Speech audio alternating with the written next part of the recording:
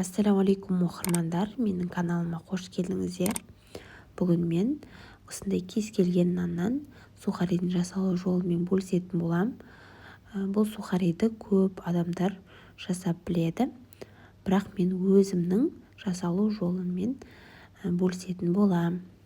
Көп балдар сухариді жегенді жақсы көреді, сондықтан осы наннан сухари жасауды шештім. Нанымызды осылай төрт бұрышты етіп кесіп аламыз. Одан кейін осындай ыдысымызға салып, дәміне қарай тұзын, бұрышын саламыз және зәйтүн майын саламыз. Зәйтүн майы болмайса, кәдімгі сұйық майды қоссаңыздар болады.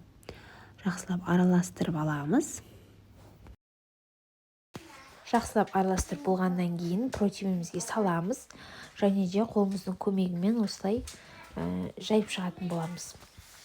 Одан кейін 200 градуста 10 минут пісіріп алатын боламыз. Мен алдымен 5 минут пісірдім. Ол кезде қатты хрустящий болмағандықтан тағы да 5 минут қосып дайындап пісіріп алған болатынмын. Осындай керемет хрустящий сухарики дайын болады. Жасап көріңіздер, балаларыңызды қуантып, осылай дайындап көріңіздер. Сіздермен бірге болған Назерке Мейрамқызы. Алдағы уақытта көптеген видеолар салатын болам. Менімен бірге болыңыздар. Ассалаумағалейкум.